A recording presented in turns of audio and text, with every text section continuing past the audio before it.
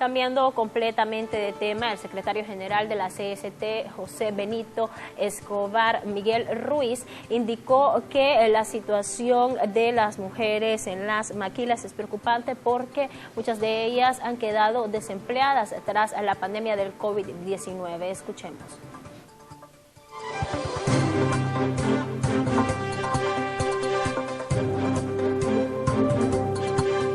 Representante de la Organización Internacional del Trabajo, OIT, y abordábamos un poco la problemática laboral, el impacto que ha tenido el COVID, la pandemia en toda la región centroamericana, y también daban datos interesantes a nivel global. Por ejemplo, decían que hemos perdido alrededor de 30 millones de empleos a nivel de toda Latinoamérica, y 13 millones son trabajadoras mujeres. Es impactante.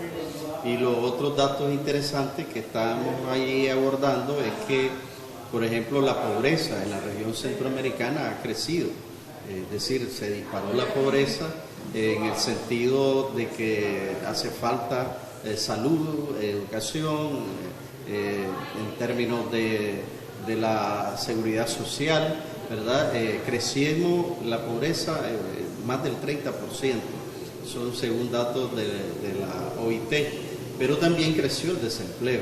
Por ejemplo, se calcula que el desempleo abierto, Nicaragua reportaba 6.5 y ahora andamos por el 10% en desempleo abierto, y eso es igual en todos los otros países de la región centroamericana, de tal manera que son datos preocupantes. No hay una reactivación tampoco efectiva de las economías. Se habla de un crecimiento global de un 2-3%, eso es insuficiente para enfrentar la magnitud de la crisis. Y por otro lado también datos que da la OIT es que en relación al trabajo de las mujeres, pues este sigue siendo el más afectado, ¿verdad? No hay equidad ni en los salarios, no hay equidad en los puestos de trabajo. OIT refleja que las mujeres en proporción al hombre siguen ganando mucho menos, ¿verdad? Y en ese sentido, pues que llama la atención OIT que debe de haber equidad en los puestos de trabajo y los salarios en relación a las mujeres. Pero por otro lado también los mismos datos de la OIT reflejan que los temas que tienen que ver con violencia laboral han crecido enormemente, producto de que muchos países han reajustado sus normativas laborales, ¿verdad? En materia de que las jornadas laborales cambian, el tema de los salarios cambian, y las más afectadas siguen siendo las trabajadoras mujeres.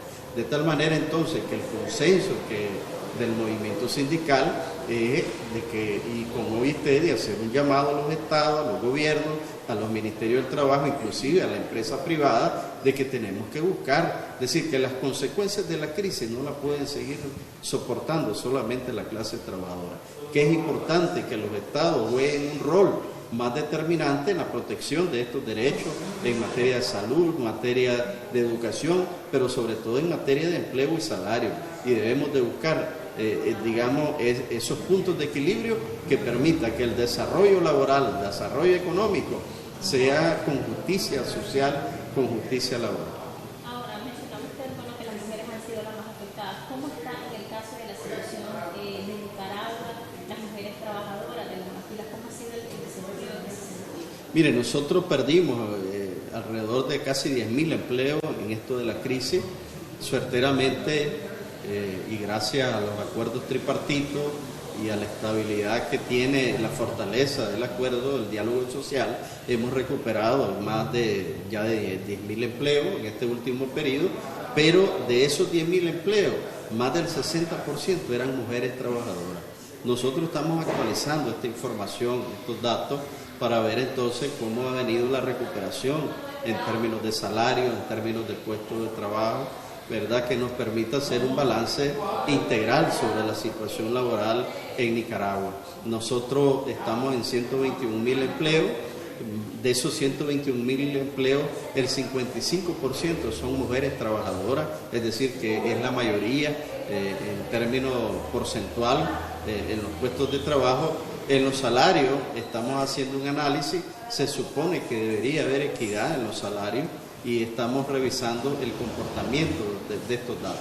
pero decirle que hay demanda de las trabajadoras, de las mujeres, por ejemplo, han disminuido los servicios básicos, han disminuido en la atención en las clínicas médicas previsionales, hay constantes quejas, denuncias principalmente de las mujeres que no le están dando un servicio de calidad, con eficiencia, ¿verdad? Y por lo tanto se requiere que el Estado regule, controle, vigile el cumplimiento, ¿verdad?, de la ley, porque cuando una trabajadora demanda servicio en las clínicas médicas, pues no es ningún regalo, estamos pagando, estamos haciendo uso de un derecho que nos corresponde y por lo tanto lo que exigimos que la clínica debe dar un servicio con eficiencia, con calidad, igual con los medicamentos. De tal manera que nos parece que es un tema que estamos poniendo en agenda.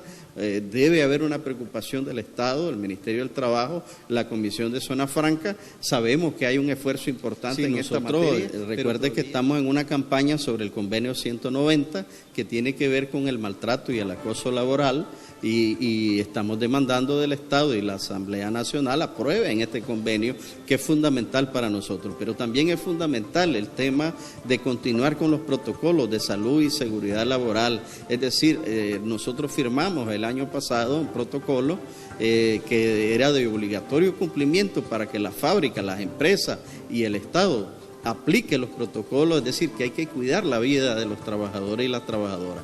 Entonces seguimos con esos planteamientos, seguimos con el planteamiento hacia el INS, que es el que supervisa, y el MINSA, que supervisan las clínicas médicas, que continúen en esa labor y que mejoren la calidad de los servicios para los trabajadores y las trabajadoras.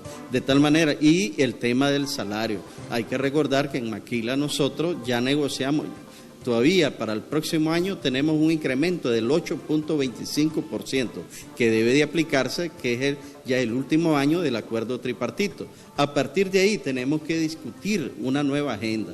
¿Y qué es lo que está planteando el movimiento sindical? ¿Verdad? Bueno, la clínica de los cuidados infantiles, por ejemplo, cómo se mejora en la atención de las clínicas hacia los centros de trabajo, la cercanía que deben de existir, y estamos planteando también el tema del IR, ¿verdad? Que los trabajadores ya están pagando el IR, y eso qué significa, que los trabajadores somos los que estamos pagando más impuestos y que nuestros salarios se ven sumamente deteriorados. Esas son, digamos, el tema de la vivienda social.